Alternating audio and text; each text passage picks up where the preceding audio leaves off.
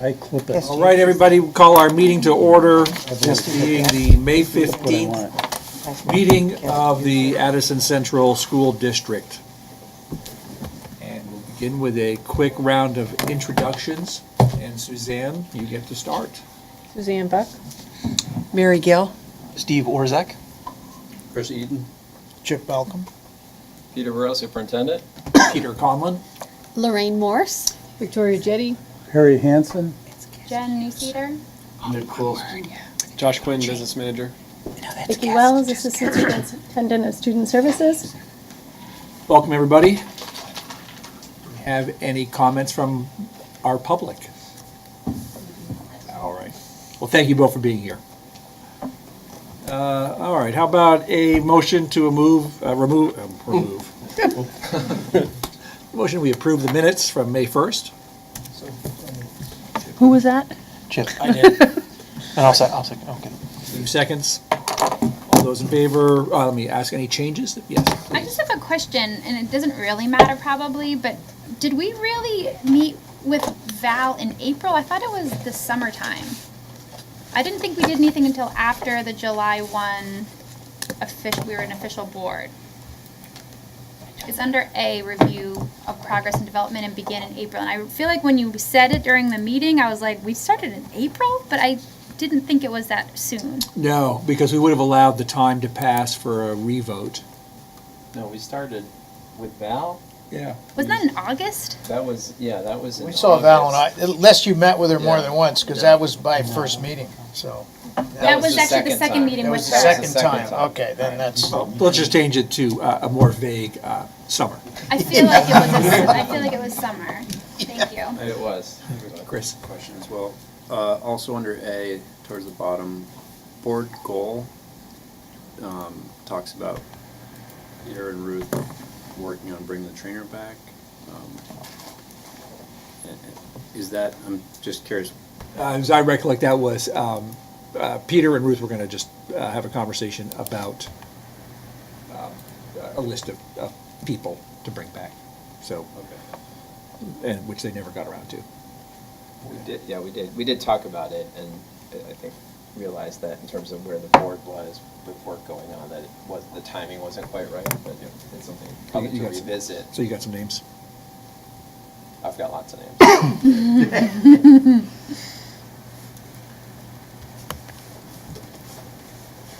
All right, with that question and that correction, all those in favor of approving the minutes, please say aye. Aye. Anybody opposed? Anybody choosing to abstain? Yes, Harry is abstaining. I don't believe I was there. It was that meeting. Oh, you were there. No, I'm kidding. Was No, he wasn't. No. All right, we have approved the minutes. All right, Peter, you got the next 4 items. All right. I'll get out of the way here.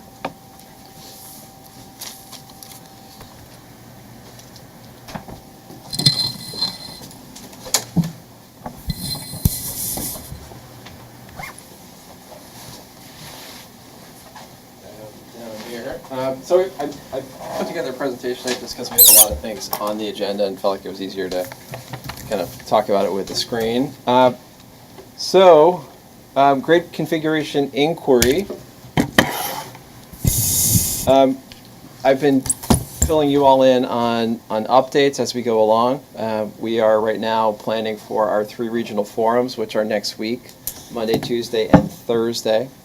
Our design teams met last week. Both of our MYP and PYP design teams met, consolidated a bunch of the research, and started a conversation looking at potential models at MUMS as we look to presenting more information at the regional forums to give a little bit more structure to the question, what could this look like?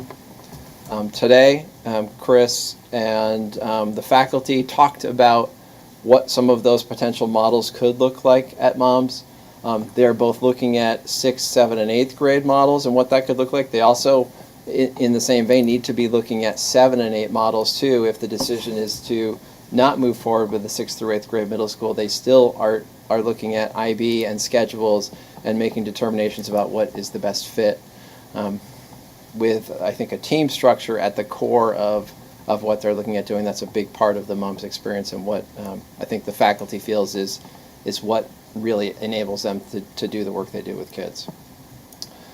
In terms of our timeline and where we are, we have gotten the survey back. The survey closed a number of weeks ago. We have distilled all of that information. We did share that survey information with our two design teams, the primary years and middle years design teams. I will show you some of the graphs in a second to show you kind of what the initial first blush was from our community. I've been asked on the listening tour, how are you going to use the survey data, and what does this mean? Is this a majority thing? Are you going to revisit this data later on? Are you going to ask people again? Really, the purpose of the survey and the questions in the survey were to engage people in thinking about this. The decision won't come from the survey and the percentages, and when we have a certain percentage, it looks like the decision should go this way or that way. But it is helpful and informative, and I will show those to you in a second, just the kind of the rough overview. I think the information that the design teams looked at in the comments was probably more helpful than the respondents saying yes, no, or I'm not sure at this time. Because in those comment sections, people really articulated, as they did in our listening tours, and thank you. Most of you were at least one of those, and it was great to have your support for those. What people articulated in the listening tour and in the comments, I think, is really valuable in terms of getting a sense of where the community is, what are the important issues. When we present on Monday, Tuesday, and Thursday of next week, we'll be sharing and distilling some of that information down to highlight the kind of the opportunities that our communities see, the concerns that our communities have, and kind of bring together this kind of community voice that we're collecting as we look at that component of the decision. Would you just give a quick review of where and when each of those will be? So Monday is at Moms, Tuesday is at Bridport, Thursday is at Salisbury at 6:30.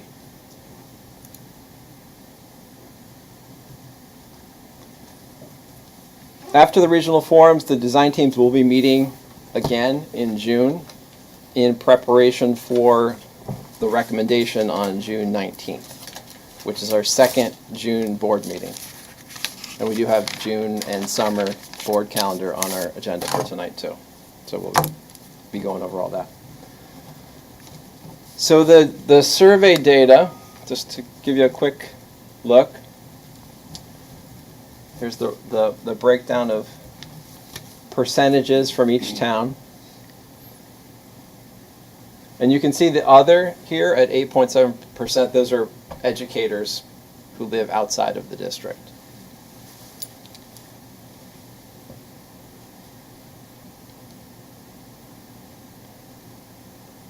So 74% parents, 20% educators, a couple students, and some community members, not too many.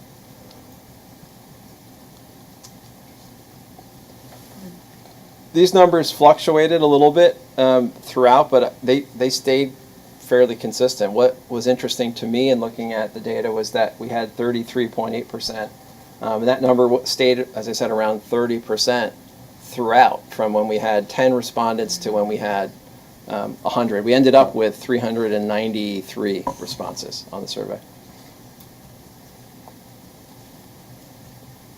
Any questions about where we are? Yep.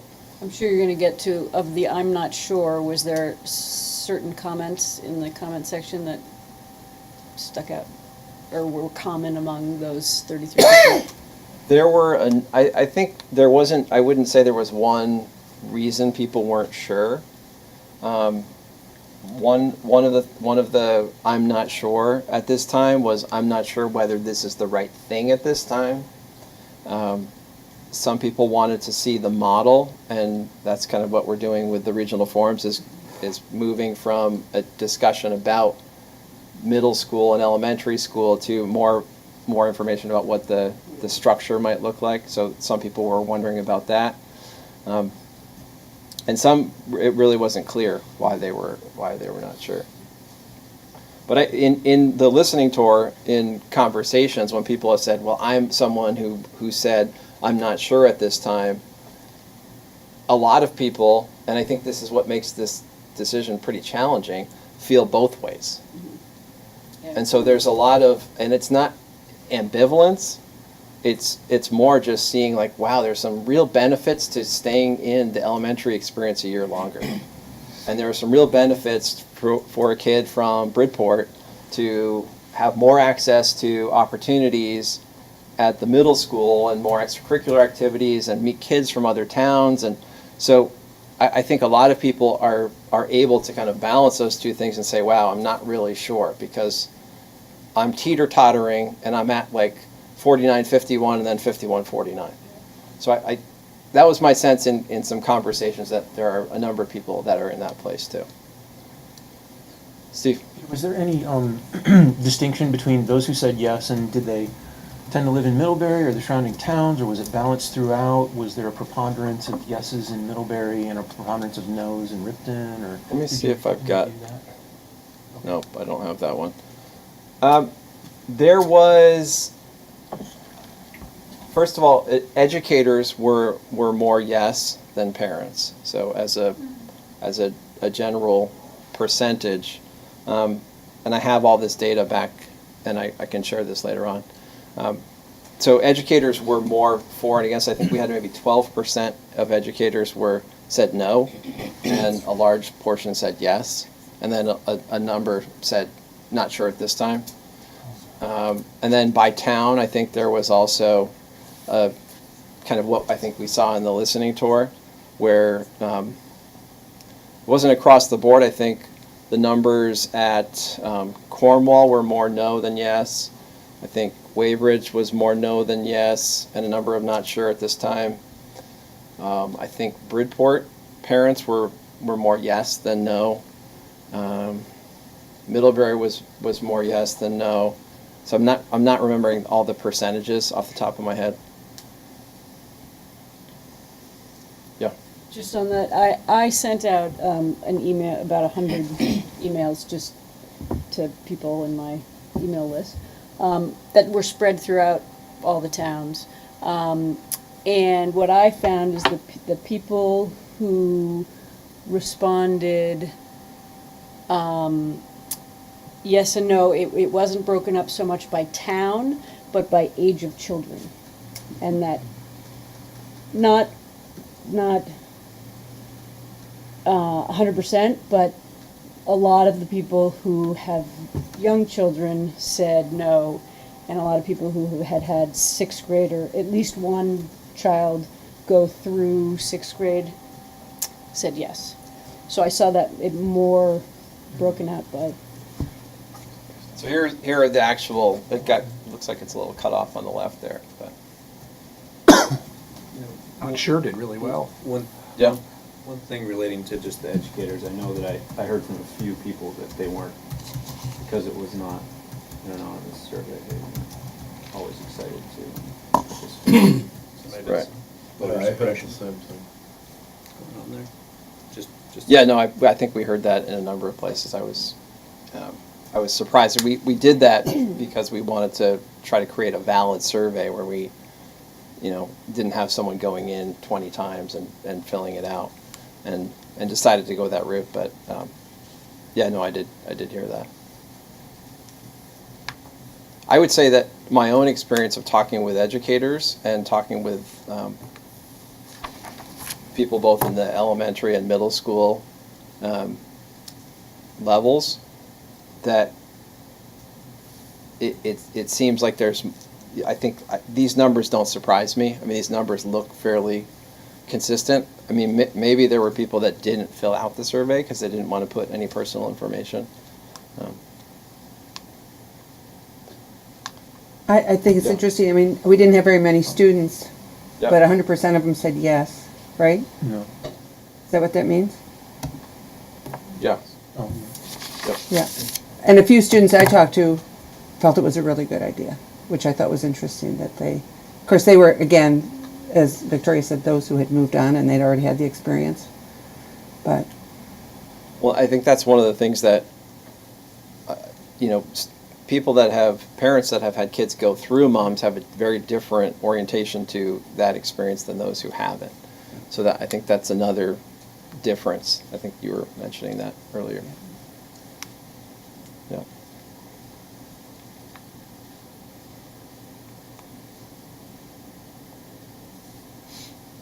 So, when you look at this, what should we do? Hunt. Make the not sure people make up their minds. Hold them to the fire. Well, it might be interesting to, if you really wanted to, you could do it again after all the community work. Yeah, we've talked about that, and may do that. The one thing I guess I don't want to do is make it seem like this whole decision is hinging on Right. how many people you can galvanize to vote. Just because it's very complex. What was the total again, number of voters? 393. And this was very early in the process. This was just the start of the process. Before Yeah. people heard Yep. from you. Yep. Yep. I'm not sure what effect that had. You were at many of those. No comment. Hey. Okay. So we'll come back to this obviously very soon. Monthly board calendar. We talked. I think I've presented the idea of a monthly board calendar as we start our work next year, and my hope is that we can think through the entire year and create a work plan where we schedule principals, teachers, and students to come in and share the work that they're doing in schools, and have this be probably at the start of every board meeting so that folks don't have to sit through an entire board meeting. But I think it would be a great way for the board to feel connected to the schools. And it's, when we talked earlier about principals reports and just not having that same kind of connection to a school, it would be a great way to see all the cool stuff that's happening in all of our schools. So this is I just took a screenshot of what I was starting to work on. But it would be looking at like a kind of a school presentation, and I would work with principals to set up and talk with them about the kinds of things that they wanted to come and present. And then district reports would be all the things that we're kind of working on that we would like to put into a kind of a yearly timeline. So these are things that we would come back to, and this would be an ongoing developed calendar, but it would give, I think, the district central office kind of more focus and a sense of what's coming. We've had the strategic plan report has been, and some of our e-reports and all those kinds of things have been the kind of the outlines of our work, I think, in terms of reporting. But I'd like to continue to work on that so that we've got kind of the ability to talk more about what we're doing in our different departments, the work that's happening in schools, and there's a kind of a yearly flow to that work, so there's some consistency and follow through year to year.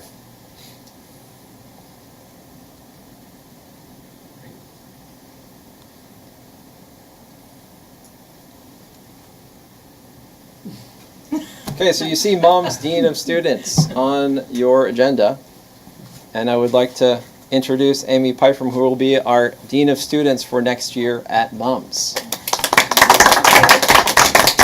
Many of you know Amy, have had connection with her, and know what an amazing gift this is for us to have her in this position for next year.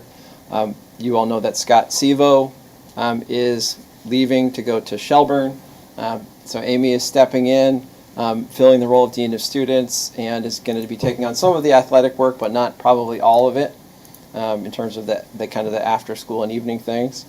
And it's really an incredible, heartfelt, and amazing person. When I mention her name anywhere, people just kind of soften and smile. Do you have anything you want to share? Or? Other than I'm very honored by this opportunity, and I'm really looking forward to continuing to work very hard for this year and all of our students and community members as well.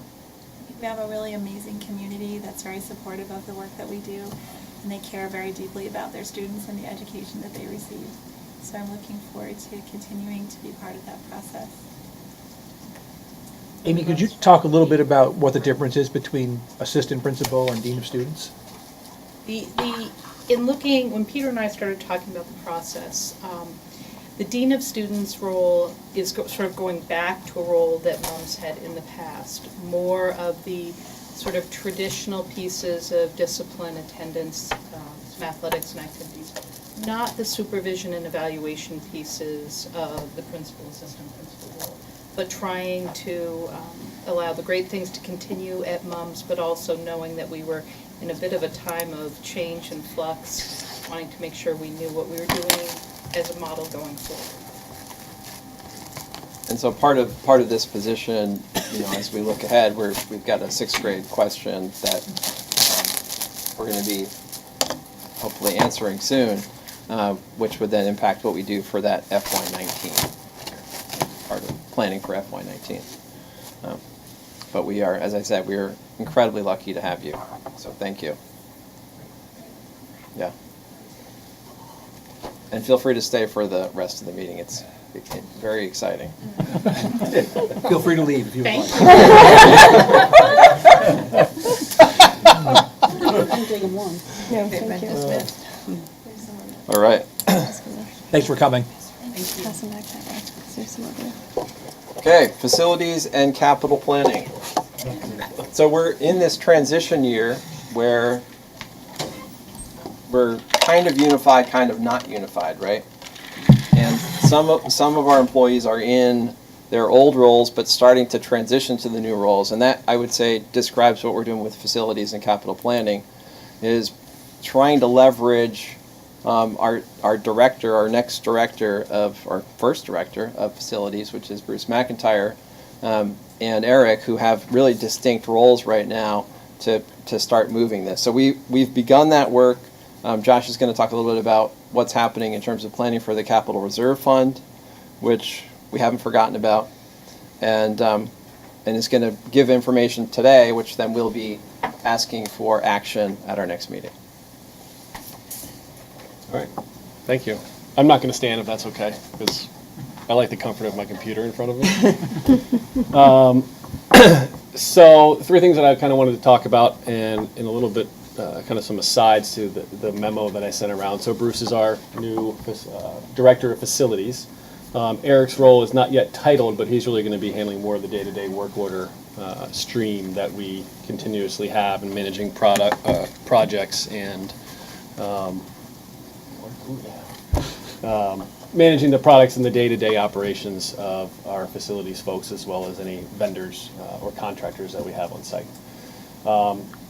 One of the things that Bruce will be looking at over the first year is analyzing what we spend on vendors and subcontractors and figuring out if it's more cost efficient for us to actually hire someone or maybe move someone around that's already within our system into a facilities maintenance repair role, because we do spend a lot of money in subcontractors throughout the year, whether it be plumbers, electricians, fire alarm technicians, carpenters, all of that. So that's one of the things that's on Bruce's list to do, is figure out whether or not it makes sense for us to, perhaps move someone who's in a custodial role into a facilities maintenance repair role if they have those skills, and then backfill the custodial side, or even just hire somebody new. So we'll be looking at that and trying to figure out what's most efficient for us moving forward.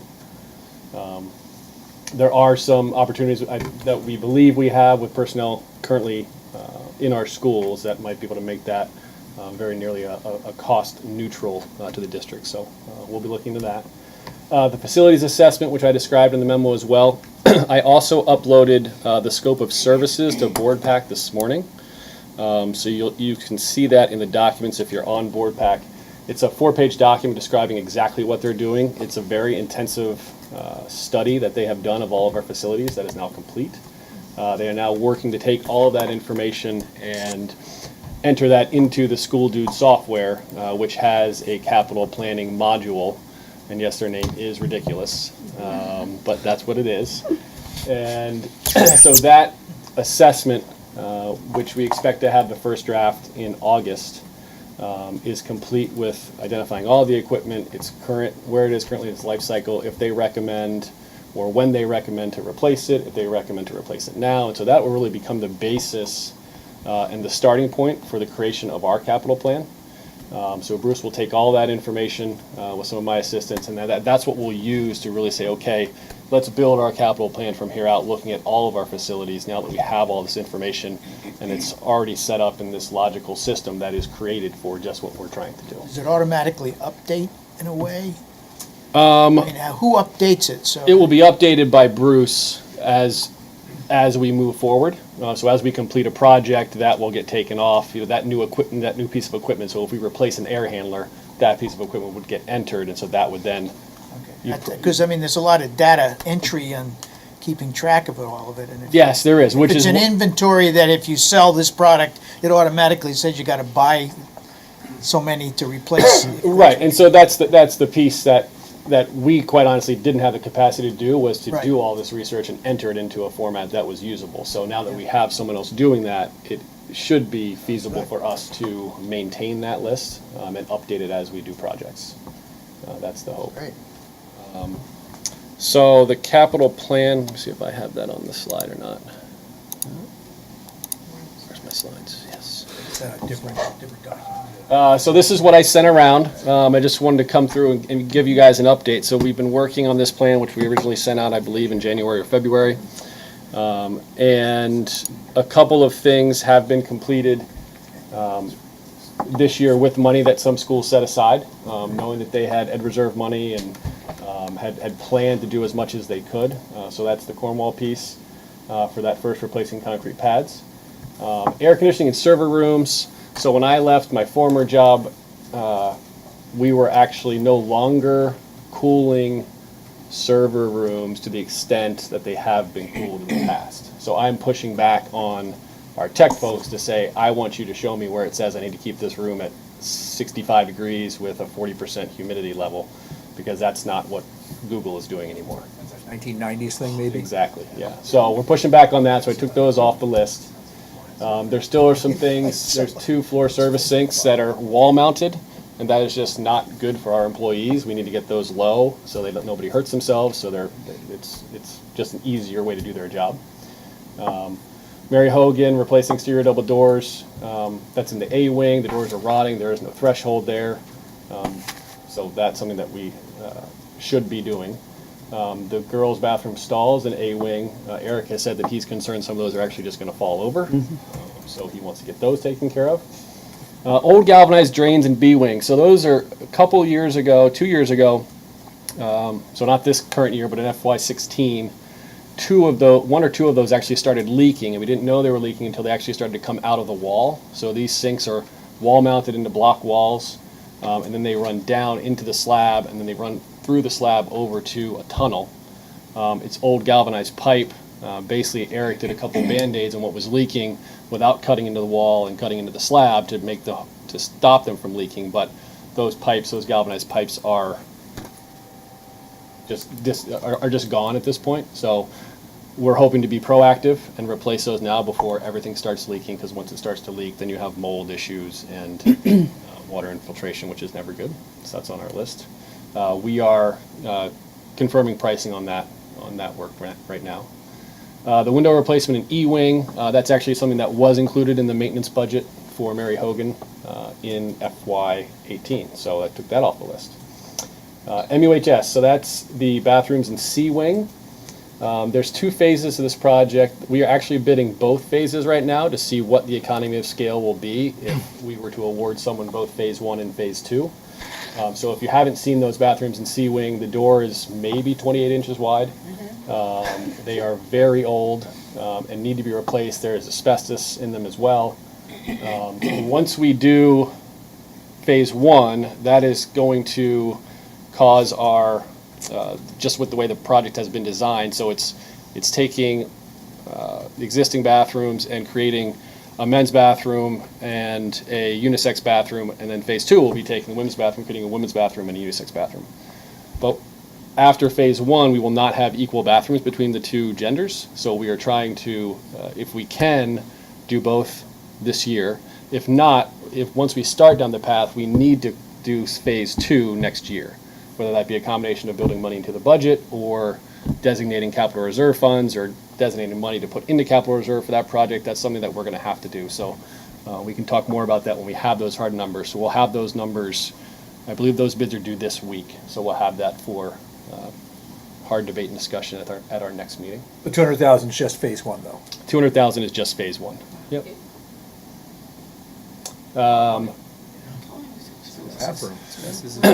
Yeah, asbestos is expensive, plumbing's expensive. It's a big project. How many stalls are we talking in each of those bathrooms? Oh, probably, I want to say in the boys' room might be 6 total, and in the female might be 4. But I can verify that. I have all the plans. I just don't recall that off the top of my head. When we next at our next meeting, I'll bring Bruce, who's bidding the work, and we'll have some more information on what that project looks like, so you can envision it. We could even take a tour if no one's there. Yeah. Like some tile samples. Tile samples? Field trip. Travertine or terracotta. Marble. That does include my trip to Italy to verify what marble we got. So bring the drying room up to code for occupancy. The fire marshal came in and actually said you need to do that now. So we're doing that now. Security improvements. So originally this was placed there for potential of, do we have any, of changing the strobes or adding a strobe at all of our fire alarms. And that was in the event of a security emergency. We're sort of moving away from that now. We're not quite sold on that. And Bruce is looking at maybe an option to where he can, in a security emergency, use our existing lock system to lock all the exterior doors. But what does that look like? So that one is in motion and not clear on what we'll do there. I don't expect to have much for June on that one either. So if we get tight with phase 1 and phase 2 of the bathrooms, for example, that might be a spot where we pull some money and say, we don't know about security, so we're going to push that one down the road a little bit. Finished painting exterior building of Ripton, so they did phase 1, so right now that building is a little bit two-toned, but not terrible, but we'd like to complete phase 2 of that this year. Ripton interior doors to fire code, the life safety inspector backed off of that requirement, so we took that off the list. Air conditioner for server room we talked about, another floor service sink and showroom. The Waybridge water heater, so we pulled that one off. The painting of the roof is more urgent now.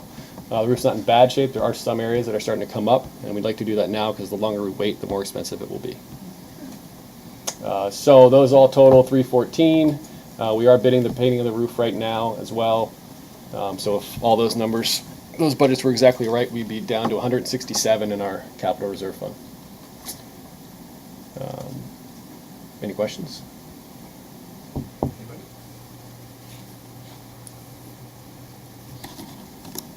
What's our limit that we have to approve the bids on? Anything over? 15, I believe. I've read all the statutes. I know that's been the practice. Or We that's been can my policy. Continue that. Is it a policy? Yeah, I guess and if it's a policy, that's fine. But there, in the statute, it's actually, there's no dollar figure that's required that needs board approval. So we can figure that out in one of our policy meetings. All right. Great, thank you. Great, thank you.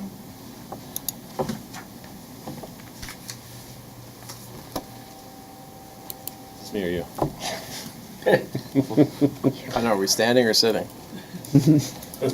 I'm sitting. This has more information on either computer. You All want right, to on start to, and I can, Yes, this is our you want to start and I can move into it? ACSD employee benefit offerings.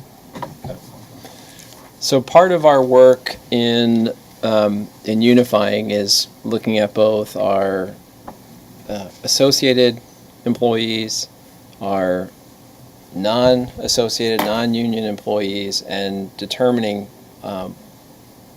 benefits and what benefits we're going to be offering.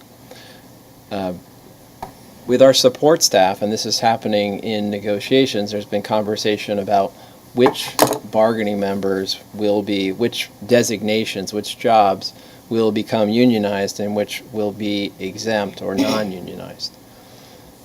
We are right now moving forward in sending a communication to our non-union support staff members, and determining what our one package of benefits will be for all schools.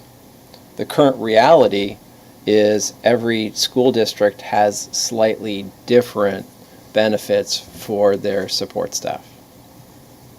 So this has been, it's taken us a lot of time to look at and collect all that data, figure out what makes the most sense moving forward for our non-union support staff, and for administration too. They're also and CO staff as well are part of this, and we'll be going into that in a moment, to determine how we're going to kind of level the playing field and bring everyone into the same benefit structure.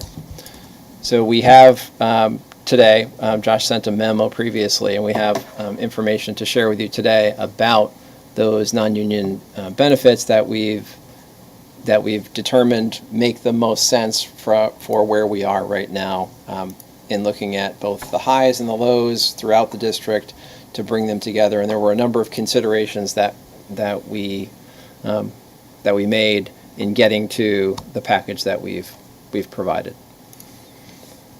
Do you want to? Yep. So, a couple of things that we looked at, or needed to look at. Come on. Maybe you're standing. There we go. So kind of the driving factors for this, just to echo a little bit of what Peter said, is federal anti-discrimination laws. So now that we are a larger district, we become, quite honestly, a bigger of a target and are more at risk for the feds coming in and looking at our offerings when it comes to discrimination. The two areas that we need to be concerned about are basically healthcare offering and dental care. So you cannot discriminate, which basically means you can't offer one person a certain healthcare package and another person a different healthcare package. That's discrimination. So that's one of the pieces we looked at. And we had VHI has been flooding us with information about this since I started, and we've hired Gallagher Consulting, has consulted for a number of school districts in the area, looking at our current packages and suggesting revisions and how we might create a new package that would meet the discrimination laws. The other piece is just employee wellness. What we've been trying to do with everyone in our district is really move everyone towards that gold CDHP plan, which is a less expensive plan, which would lower everyone's premiums, and then offer some of that money back into the HSA account to try to make up and keep those people whole from a out-of-pocket cost perspective, which is what we're trying to do with this plan as well. From cost containment, looking at how much is this going to cost, how much more are we spending now that we have to bring in some of these people who have never been offered health care in our districts, just because those were the packages that were offered at that time. Most of those are food service, for example. And healthcare plan changes, that's the VHI changes, moving from the JY and the VHP plans into the new healthcare plans that they're offering. And then VEMRs. So we've talked about VEMRs once. We were given information from VEMRs that said that the board can make a decision on whether or not we wanted to move everyone into VEMRs or move everyone out of VEMRs. I think we're probably going to need a little refresher, unless anybody here. Yes, that's actually remember Vermont Municipal. We did make a decision on this. So that's Vermont Municipal Employee Retirement System. So that was based on the resolution that you guys passed was based on information that we were provided. Since then, their minds have changed, and have decided that you can't pull those people out of VEMRs anymore. That once they're in VEMRs, they must stay in VEMRs, and we must continue to pay for them in VEMRs. So basically, that change, it affects about 30 people in our system. So when it gets to retirement on our new package, the people who are in VEMRs will stay in VEMRs, and we will continue to offer this new package to current employees who are not in Beamers and any future employees. So we can continue to do both. Yes, we can. As of right now, yes, we can. How did the anti-discrimination people feel about that? Retirement benefits are not part of a discrimination. Okay, only health and Yeah, it's only death. health and dental. Yep, yep. Are they fairly equal, the two plans? Beamers requires, once you're enrolled in Beamers, the employee has to contribute 2.5%, and then the employer has to contribute 4%. Some of the people who are currently in Beamers are not happy about having to contribute anything. Okay. So that was Can they part of pull their- out? They cannot pull out. No, once they're entered, they're entered. So that was one of the reasons that we decided not to continue with Beamers. Have no choice anymore. So I believe you all got the various documents that we sent along. So I just wanted to go over a couple of the major changes. So healthcare, we're wrapping it around the gold CDHP, like we are with all the other negotiations. And when you say wrapping it around, what you're really saying is you're going to offer sort of the financial equivalent of, because people can choose among the 3 plans. Correct, yeah, we're. 4 plans. Exactly, 4 plans, yep. So right now, the central office staff benefits are based on the salary ranges. We're holding those, we're continuing to offer the new benefits on salary ranges, and just increasing those percentages of what people pay, and then offsetting it with the HSA contributions. Trying to hold employees harmless as it comes to out-of-pocket costs, similar to the teacher's proposal. Yes. How are part-time employees treated in these types of plans? So they have to be a minimum of a 0.5 to be offered benefits, and then once they're a 0.5, they're offered benefits. So they don't pay any more than somebody that's full-time? We talked to council about that. They said you could try to prorate, a part-time person or someone who's 180 days as opposed to 187 days, but then if somebody's 190 days, and they said that got very messy, which we can understand. And they also said that it hadn't been challenged, and so they weren't sure if we would win or lose if it was challenged. So we decided to not deal with that potential messiness. For dental, right now, there's actually 3 different dental plans throughout ACSU. The current plan in the CO, for CO staff, covers up to a family plan, but that plan only has $750 of a coverage limit. So what we were doing moving forward is matching what some other people have in other districts, which is a single plan for the district paying for a single plan that has $1,500 coverage limit, and if the employee wants to bump that to a 2-person or a family, they have to pay that difference. The 2-person bump is about $400, and the bump to go to a family is about $950. So as we looked at that, we said, okay, well, if you're in the CO right now, for example, you're getting $750 more coverage for $950, and so it's sort of a give and take. Is that a wash, or is one offering cheaper than the other? Does the new idea save us money? The new idea saves us money, saves us about $10,000, yes. And with an HSA, they'll be able to actually use that towards dental work, I would imagine. That's correct. Retirement, so right now retirement's kind of all over the board, with people getting 0 match. Some people are in Beamers. Some people got up to a 5% match. Some people had to wait a certain number of years before they got matches. So we just did away with all that. We removed the waiting period for the employer match, and have 4% match for a school year, 4% for an extended year, and then 5% for a full year.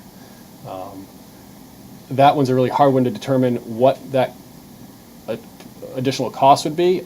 Less than half of our employees who have the ability to take advantage of the match actually take advantage of the match.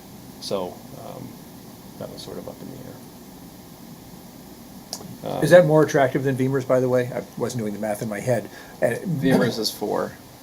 Beamers is 4. You have to contribute 2.5, and then Beamers contributes 4. This is a 4 to 4 though, not a 2.5 to 4. And so that would make Beamers more attractive. Right. If you want to contribute. And Yeah. can people choose Beamers since we're allowing 30 people to remain in it? No. Okay. order to get any match, you have to put in at least 4%. No, if you put in 1%, the district would match 1%. It's up, we will Up match to. up But you to have to four. do, yeah. And it'll be an equal match. Right, I mean, because you can contribute as an individual up to, the rule right now is, the total I think is 18% or 18 or 19, something like that. That people can contribute 18, but the district will only match 4. Correct. And there's a maximum amount, including the match and the employee's money, that you can't go over. Based on salary, if it's higher Yeah. than a certain dollar amount. Gotcha. Josh, how do the different employees, based on their job description, line up? Does everybody get the same benefit, no matter whether they're, It is Or is based it- on where they fall in the salary range, so in the, Okay, one of the second, I think it was the third page I think we sent around, there's a big breakdown that shows the current, and that's the current central office staff and administrators, and that's based on salaries up to 24,000, between 25 and Okay. 40, and so then we just pushed all those okay, percentages up. okay, And so that then moves back to the colored piece of paper I sent out that shows if you're under 60, between 60 and 80, and above 80 for the healthcare piece. okay.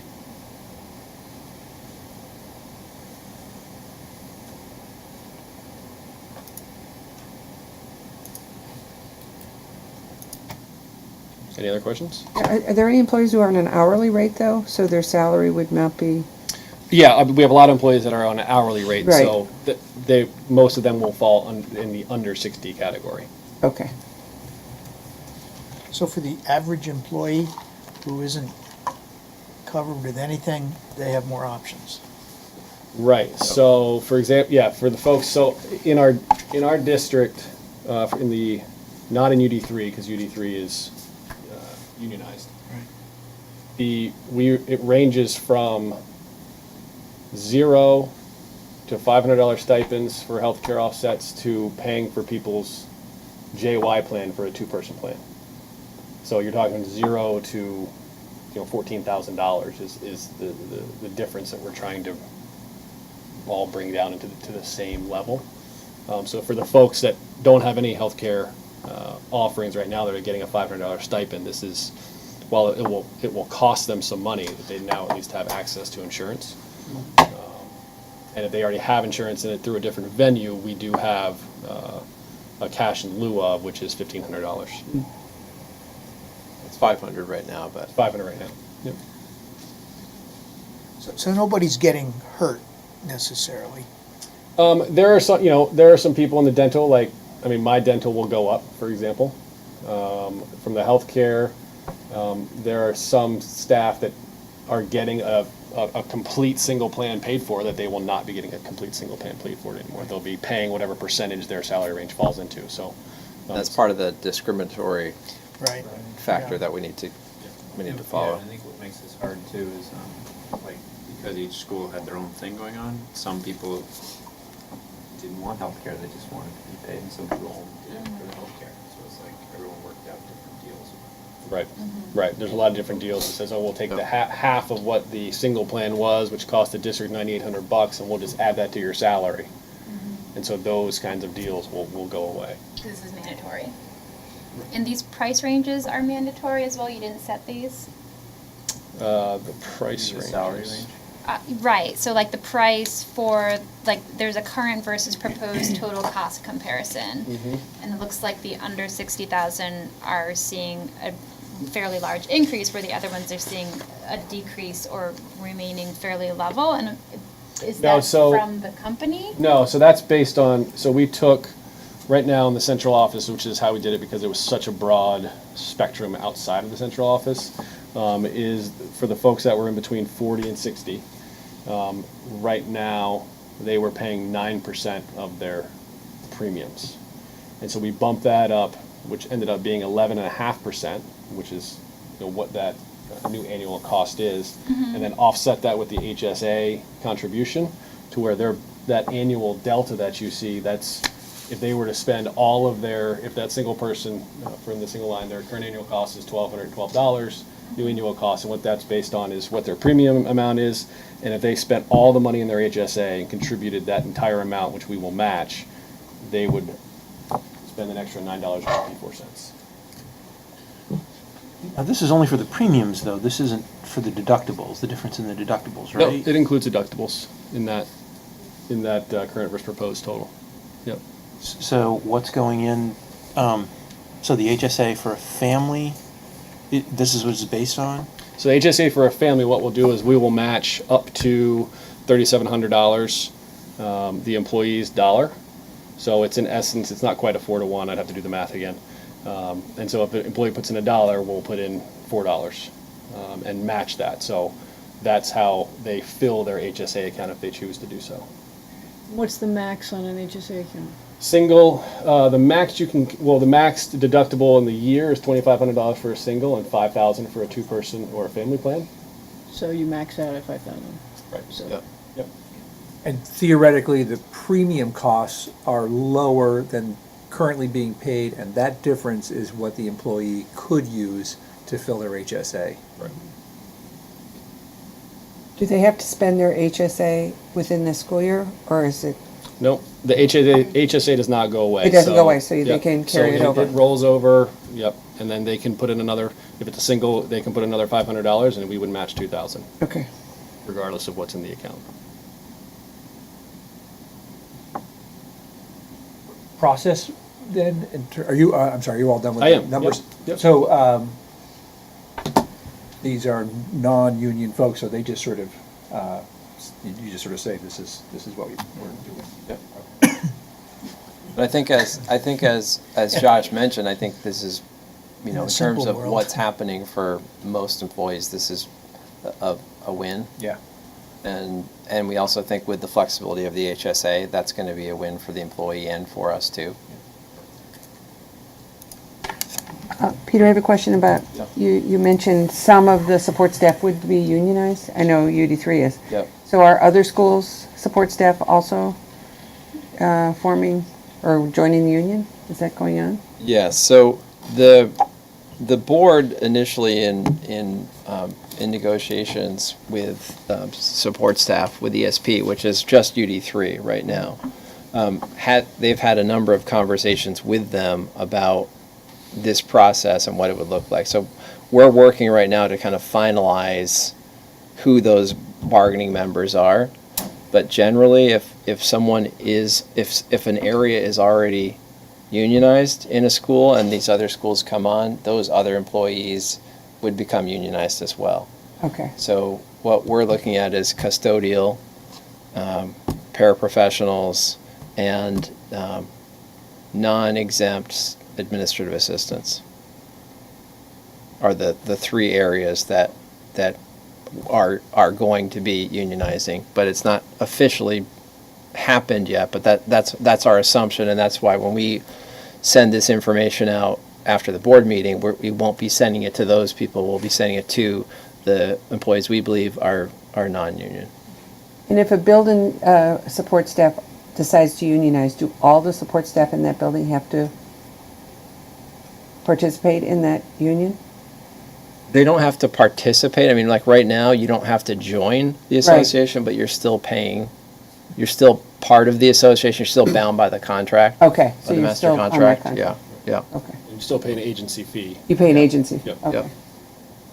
And they don't, and actually, it sounds like they So don't it is- decide whether they want to be part, the building won't decide whether it wants to be. They Right, will- right. They will. It's the employees, yeah. Right. Yeah. Right. Okay. All right, so this requires some action. Yep. So how about a motion to move forward with the proposed ACSD employee benefit offerings for, what do we call them, non-exempt, exempt? Non-union is fine. Okay, non-union employees. Chris, did I just hear you move that? Thank you. I'll second that. Thank you. Second from Mary. Any further discussion or questions before we move ahead with the vote? Seeing none, all those in favor of approving the offerings for the non-union ACSD employees, please say aye. Aye. Anybody opposed? Anybody abstaining? Would you like to abstain, please? One abstention, Mr. Orzek. And we've done it. All right, now we're on to bank account resolutions. Yes, boy, this is busy for me today. It's exciting. Here's, we gotta make sure, that did you write us the text For us too, for John. the motion? You have to read all of that. Yeah. So one of the things, I just want a little background, which I think I may have included in the memo. It seems like it was a long time ago I wrote it. Right now, the way our system is set up is we have a couple of vendors, and most of them are wrapped around payroll, that actually access our general fund and pull money out of our general fund. Moving forward, I would like to not do that anymore, especially once our general fund has tens of millions of dollars in it. So these accounts, what they call impressed accounts, are ways where we will then move this money into these secondary accounts, and then we will give these vendors access to that account, and they will pull money out. So it's just a controlling risk. So one is for these payroll vendors, the other is for our purchase card vendor, who we have a heck of a time cutting checks to our purchase card vendor, because each purchase card, which all the principals have and a couple other people have, is its own separate account. And so we try to write them one check with a spreadsheet that shows what they're taking, and it just ends up being a nightmare. So we're just going to put all that work onto them by giving them access to this small account that they can go pull money out. So those are the two, really, is a payroll impressed checking account and purchase card impressed checking account. Similar authorized signers, treasurer, one signature per, which is the same for all of our bank accounts. All right, so I need somebody to offer a motion to approve the board resolutions as presented in board pack and by Josh tonight. Steve, we get Steve, and Victoria can have the second. Any further questions? All those in favor, please say aye. Aye. Anybody opposed? Thank you. We've approved the resolutions.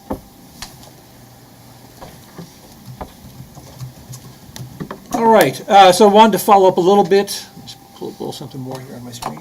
Follow up a little bit from our retreat, and just thank everybody, number one, for a lot of good conversation, and kind of where we go from here as we move ahead. And, you know, I think I would like to perhaps throw out the suggestion that at our first kind of possible time, and we'll talk a little bit more about summer board calendar, that we bring in a facilitator to help us move ahead with such things as clarifying our decision-making process, talking about the roles of committees, committee members, the public and board, to clarify the roles of board members and the interaction with staff and superintendent, as well as some of the other items that we had talked about, and maybe sort of codify that in some formal motions by the board and some written policy or written direction. But thought I'd search for some feedback from you folks. That sound like a good way to move forward with what we talked about? Still funding for that type of? Yeah, I think we've hardly tapped our money for the most part, right? Our I wouldn't say that. Oh, there's still a lot going on. There are a lot of wheels turning Yeah, behind okay. the scenes. Right, I was thinking some of our- the consultants. Our facilities work is pretty exhaustive, and That falls under the $50,000 Yeah. planning grant? Okay. Yeah, combining all our system into one connection group is a big number. Now you can spring some money for a facilitator. Yeah, there's that. Yeah, Yeah, we no, have money for that's that not for to say sure. that there's not money But for it's that, just but just- yeah. I don't want people to expect that we'll have 135,000 when we're done with that. So who does it? Yeah, who's the facilitator? So I think what we'll do is I'll let Peter and he was going to talk with Ruth just because they are plugged into the network and come up with some names that would good. be good for everybody. And then we'll move forward. And, the when is a little more challenging. We've got, we were talking, we'll kind of move into talking about summer schedule. We've got 2 meetings in June. Our second meeting is obviously going to be a big one, so we probably don't want to tackle it then. The first one's probably coming up too quick to get it scheduled. And then, unless there's any great objection, it's kind of nice to take July off. Objection there.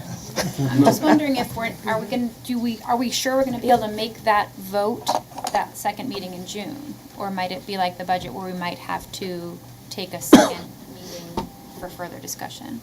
I think that the request by those who are dealing with this is that we make a decision. And I suppose we can take a read of the room and see if we need one in July, but I think that we need to probably do it in June, because then we just start getting into conflicts and timing and all of that. And I think it'll be very much like IB, where we'll Yep. without, although perhaps not quite so one-sided in terms of what we hear from folks. Okay, But that would be kind of the method we would go about. okay. And we can talk more about sort of, do we have what we need? Are we going to have what we need to make that decision at our next June meeting? Okay. And I would definitely, and I'm going to try to do my best to get to some of these, but I would recommend attending the community forums as people can. I think having us be there is very helpful, even if it's just a couple of us. Where are those noted? I mean, I wrote down the mums one, but I just, are they noted They're- on? Probably in the calendar of events in the paper. Yeah, they're there, they're on our website. Yeah, I found them today. Okay. So can I just ask when the Yes. first board meeting, is it the 5th of Yes. June? Okay, and then the 19th, okay. So, what's it about? So, I mean, just to follow up Oh, yeah. the timing, maybe August, early Yeah, I would say August? 1st August would be great. Although, of course, 1st of August is always a challenging one for people to attend. But let's shoot for that. It Well, the is. 1st of August is a Tuesday. So you want, do you The mean the first first meeting, Monday in first August? meeting of, yeah. That is field days week, just to let anybody know if anybody has to work out there, which I do. But we meet on Mondays, right? Field days doesn't start till Tuesday. Monday. Starts Monday. Does this start Monday? I start working Sunday. We can have it out there. You join me in the dairy bar, scooping ice cream. You will Oh, you're expect gonna come to Lions maple Board milkshakes meetings? What's all that? around. Lions Club. Can we go back to? We should probably, I'll Yeah. send Sharon an More email. to the specific, where on the website can I Right. find those dates? So I'll tell honestly, you, I like, found them it should today. be- So to what, me, what I'm really hearing is front and that, center. yes, that we need to get those front and center. Yeah, they're not on the calendar. That was They're not on part the of my calendar. reason for They're asking. not down on upcoming events, because that's linked to the calendar.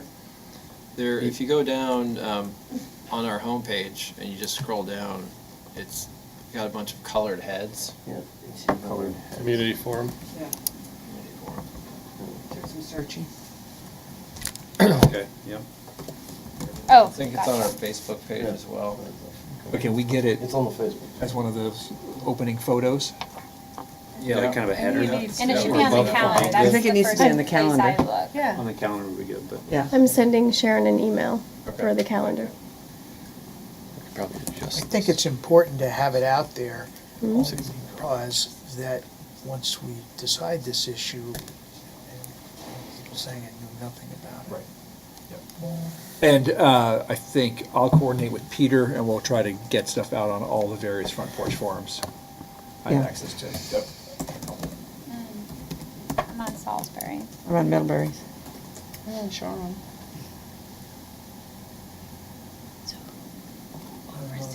Okay, so Seventh. we've got our early June meeting, Right. which may be somewhat just kind of go over more things like policy, probably talk about where we are in negotiations, and maybe get another update on sixth grade, I would imagine, and probably need to think about what we need to have to make that decision 2 weeks later. All right. Committee updates. I think, Well, Mary, did you we about- finish calendar? Oh. Skipping July, and then what? So then August, we'll shoot for a facilitator and work on some of those board goals. Okay. And it could be that it falls not on a Monday. Yeah, right, Potentially. right. We'll kind based on of, we may do that one by availability. survey or Okay. Okay. whatever it is. So, one thing I just wanted to raise in terms of the June carousel meeting. so we have some, Josh, what are the, technically, what are the boards planning? The local boards? Yeah. They need to assign an agent on their behalf to execute warranty deeds to transfer properties from the local school districts to ACSD. So the real message I'm hearing is that those of you who are on other boards, we need to meet and have those meetings in order to officially take this action, so. I know Wednesday the Ripton 5th. has one scheduled the week after, that's fine. Okay. We just need to have somebody assigned by the 30th, preferably the 29th of June, that can come in and sign some documents.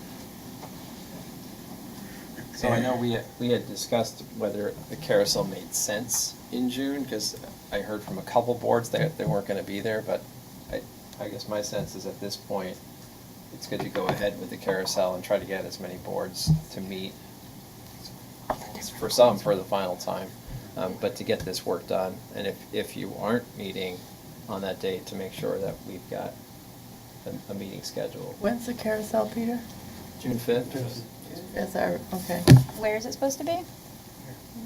I think we talked here just because no Why one had people won't jumped out come. and said we have to have this at RIPTA, Okay. but we could.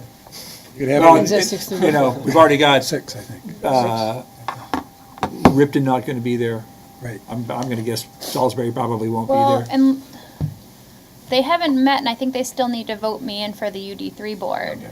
So that might be their opportunity to try to get people to come, right? Because they never had, weren't they gonna meet Yeah, and then they nobody were, could and show then- up? Yep.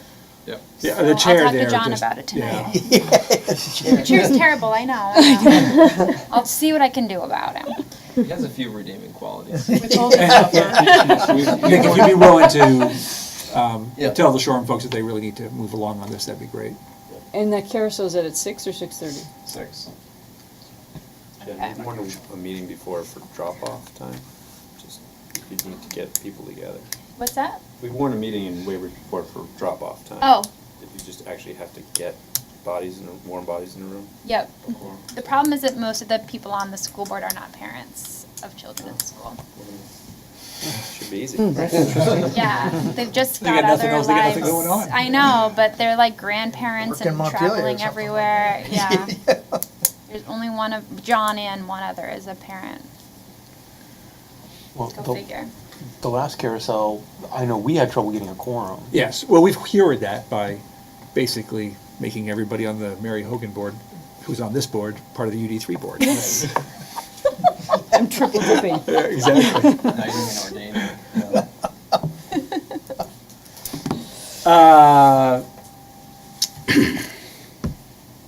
We handed out we're on committee reports. Perry. All right. We had a meeting today at 5. Unfortunately, we didn't reach a quorum. There were 3 of us there and 3 missing for various reasons. We've set a meeting for June 5th at 4:30 before the 6 o'clock meeting. We have 5 items that we agreed to warn around that time. We'll present them to the board at 6 o'clock, having approved them at 4:30. And these are, if all goes well, I guess I do need my glasses, sorry. Graduation requirements, student attendance and truancy, Federal Child Nutrition Act, school resident policy, and community use of school facilities. So that's the agenda. In the meantime, the finance subcommittee of the policy committee, until there is a finance committee, will talk about some financial policies. That's Ruth and Nick and Peter and Josh, I think. So they'll be forthcoming. But these, at least 4 or 5 of the ones that we will bring to your attention are ones that we would really like to have in place by the 1st of July. Chris. Would it be useful to make your committee smaller so forums are easier to Yeah, I think, Discuss that today. I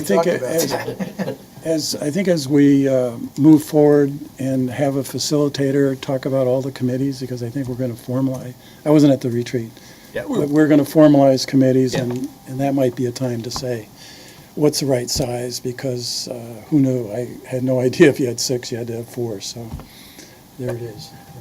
And I've been of the impression that large school systems had large school boards. And so when I was hunting around at policy at other places, Colchester, 5 board members. Winooski, 5 board members. South Burlington, I think, is 5.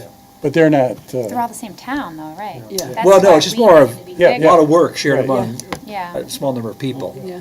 And I sit right next to a guy in the legislature who's on the Colchester board, and I said, how do you divvy up all that work? And he says, we have a lot of confidence in our administration. There you go. that's good. Barry, you might mention too that, in looking at all these policies, we've sort of gone through them.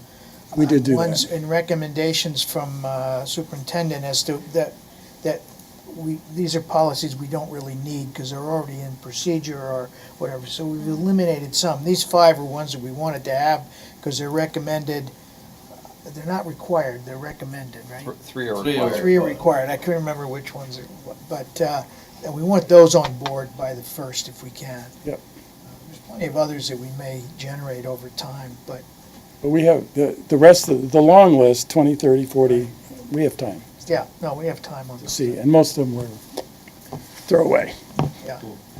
I think. Well, or they just don't fit into Yeah. policy rather than procedure. Rain. So at our last meeting, you said you were going to send out I didn't. info. So are you planning on keeping committees as they are until our retreat? Or, not retreat, whatever you want yeah. to call it, the facility? Well, the only one we were going to do was add a finance committee because we do have to start paying bills, and that we need to get. Yes, we'll I get- did We'll want get that to- figured out. Yeah. Okay. Peter, I have a question. Yes. I'm not on a committee because I just joined the board. Would it be helpful for me to be at the 5th or not? Not to come in at the end? Well, then we have 7, Okay, and then we gotta get, I know, that just messes with it's the the same problem. We'll Thank get- you. We'll get, between We'll now, get you. between now and June. we'll Okay, get I just figured didn't, out. I didn't want to hold things separate. Right, right. Yes. Peter, one other question regarding the facilitator. You mentioned committee work as part of the topics. No, yeah, and what I meant by not the actual work that goes on in the committee, getting at that, but more how a committee functions to get its work done. Okay. So, such as a committee comes up with a recommendation for something. Right. Maybe the committee is studying moving 6th grade to MUMS. They come out and they say, we recommend that we do this. Then you need to talk about, well, what's the role of the committee members if it wasn't unanimous? Does the committee stand by its decision? And sort of what the committee person's role is as we debate that issue.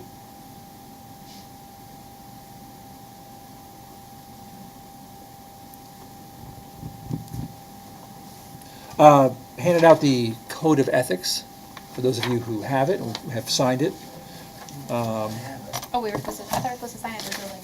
If you don't have it, you can bring it in June.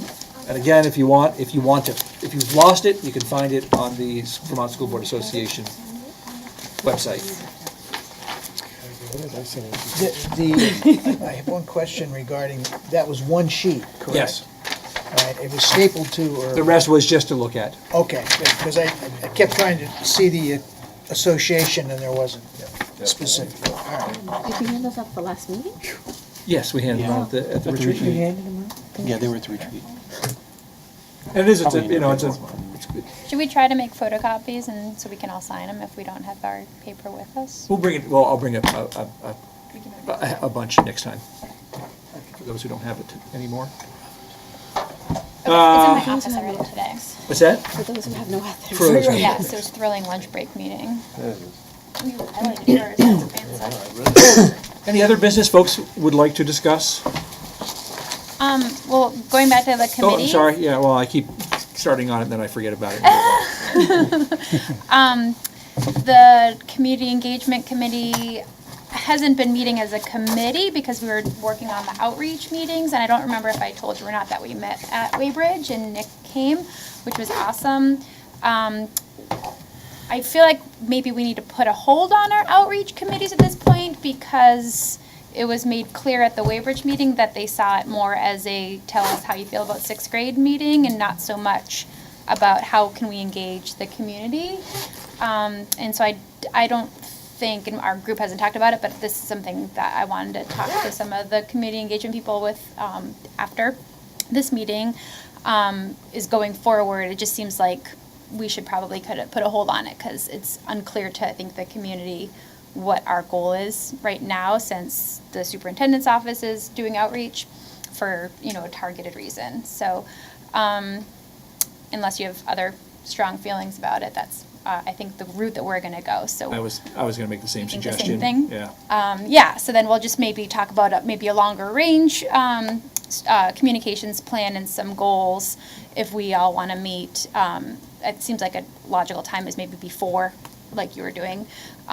Maybe not before the carousel meeting, but maybe before the next meeting, just for a half hour, just to kind of hash out some goals moving forward. Okay.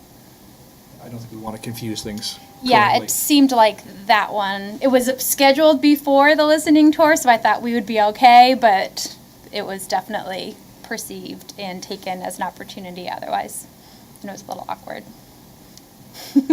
Chris, anything to mention negotiation-wise? I can update people if they'd like. I think we have a little bit of an update with staff, but I mean, nothing's really changed with the teachers. We're still at impasse. We do have a date.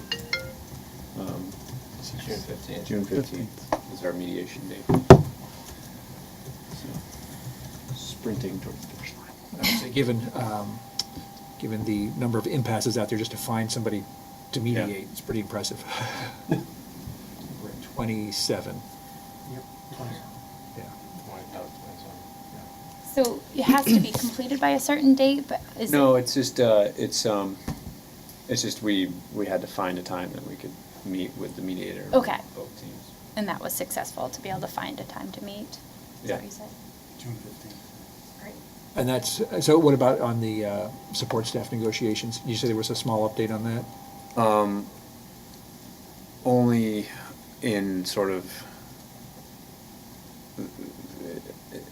we've altered our proposal a little bit. We've taken something off the table just because it's become too bogged down. Yeah. We're trying to keep things moving. Right. But you are meeting on a scheduled basis and? Yep. Yeah, Great. Is this mediator covering a lot of different districts, or is? It's unclear. Undoubtedly. I mean, it's a public mediator from Albany, right? It's not. No. Is it a private one? It is. Yeah. Okay. Yeah. Yeah. So He's it's- covering many, I Yeah. think. I think he's very, very active. In And he's- Vermont? Yeah. Okay. He's highly regarded in Vermont, so I think he's got a lot of business right now. Yeah. Yeah. Yeah, I bet he has, yeah. Right. Spend his whole time doing this. Yeah, just so people remember, in normal times, you would have a third of the state sort of within their contract, a third negotiating, and a third sort of coming up at the end. But where everybody's in the same boat now, schedule-wise, which is why we sort of are where we are. All right. If people have agenda ideas or things they'd like to have on the agenda, feel free to email me or contact me. But otherwise, we have reached the end of tonight's. Are you gonna get an update from Montpellier about all of this activity? Or you Uh, wanna go under the table? Well, first I would call it lack of activity. Plenty So, of the press. here's as I see it. We have the governor who has threatened a veto of the budget, the state budget. Now, the state budget passed unanimously in both houses. So it's got support from conservatives, from liberals, in both houses. He's threatened to veto that if he doesn't get his way on having statewide negotiations for, and this is where things get very confusing. Everybody says teachers' health care to capture this so-called $13 million or $26 million savings, but it actually is all employees who are covered by VHI. So it's actually a much broader range than just teachers. They keep saying teachers, and I thought it was teachers, so as I've been hearing about it, and I finally got my head screwed on right. So, various things have happened. Basically, the legislature was at impasse. The governor says, you got to give it to me, I'm going to veto the budget. The legislature debated one proposal, didn't pass in the House. The Senate came up with another proposal, which Senator Tim Ash proposed. That did pass the Senate, but I don't think it's going anywhere in the House. So since then, while we've all been sent home until Wednesday, the leaders are getting together and trying to come up with something that would be palatable to the governor, palatable to the unions, and for my purposes, palatable to school boards. There was a proposal that they said, okay, local school boards and bargaining units, you guys do all the work, but we're going to take all your money. And we'll only give it back to you if you reach a certain threshold. That didn't seem right to me. Anyway, that's where we are. They keep saying, we're going to send updates, but the only update we get is we're still working. So that's where things are. We'll go back on Wednesday, because we still have a lot of things that are sitting out there. You can't pass the budget without getting over this threatened veto. I say you can. I say, we got a great budget. If you want to veto it, that's your move. But of course, then with the budget, there's a tax bill that goes along with it. We got to do that. We have a yield bill, which sets the yield for education tax rates. We got to get that out. The sort of flip side of this is that as the governor has delayed us with his threatened veto, and we've had to go back and forth and debate and this and that, we've passed other bills that I don't think he really wanted us to pass, such as approving or legalizing marijuana, which, we were going to adjourn 2 Saturdays ago and never get around to it, but we had all this time on our hands, so we did that. And there are other bills that are kind of floating around out there too that are. The Senate did propose putting 13 million against the education fund. So the Senate has proposed a number of things. One, the budget difference between the House and the Senate is the Senate wants to put teachers' retirement into the ed fund and out of the general fund. Yeah. You have to remember that ed fund means property taxes. The ed fund is really there just to fund the budgets that we pass. So we in the House said, well, if you're going to put that obligation into the ed fund, you got to bring some money along with it. So that's one difference, but that'll get worked out. I can't remember what your question was, Nick. Sorry. Well, no, just that. I mean, you said it was basically the governor, but it was also the Senate. Yes. Yeah. I mean, that'll tried to carry out a little raid. That's right. Yeah. So that won't happen. We need to keep the teachers' retirement protected in the general fund. It's a learning experience every day up there. I've had people say, "Oh, it's never been like this," and there we are. Everybody's new. All of the speakers new. The majority leaders new. The president of the Senate is new. A new lieutenant governor. A new governor. So everybody's kind of figuring themselves out, and whatnot. I would hope the governor would eventually say, "Okay, we've had a great conversation. I'm going to approve the budget, and we'll all move forward." Peter, could you possibly explain why you voted for the Beck Amendment? Yes. Okay. Well, if you want, we didn't want to turn into a political debate. Okay. We can have it after. Okay.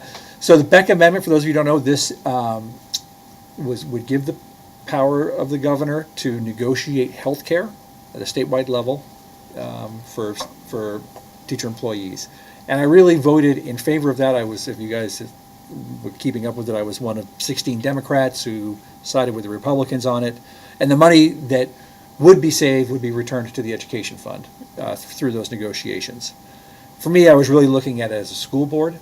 And the challenges with these new complicated health plans, the difficulty in just negotiating contracts, period. To me, if we could relieve the volunteers who have other things going on in their lives who do it, of that difficult part of it, that would be great. That was kind of one reason. Another reason that I found very convincing is the idea of having equity for teachers from north to south and east to west, that they get the same healthcare benefit throughout the state, which then allows you to, make salary adjustments based on, what salary adjustment should be based on. So all teachers have the same core benefit across the state, but, they might get paid less where the cost of living is less, and they might get paid more where the cost of living is more, and you can really work much better with salary. I didn't get any payback. I didn't get any, in agreeing to vote for it, nobody gave me anything.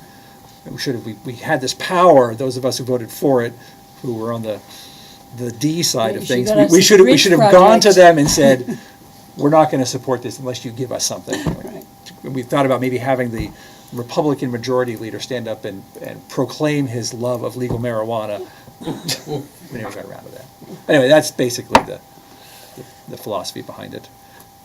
We had a great debate. It was actually the House, usually debates that take place in the House on a bill, it has a predetermined outcome. In other words, you don't bring something to the floor if you're the majority party unless you know it's going to win.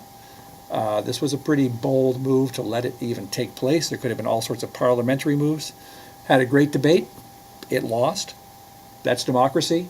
And some people don't seem to want to move on. It was technically a tie, right? Yeah, it was a tie. Yeah, it lost A by tie. one It vote. lost in a tie. A tie is yeah.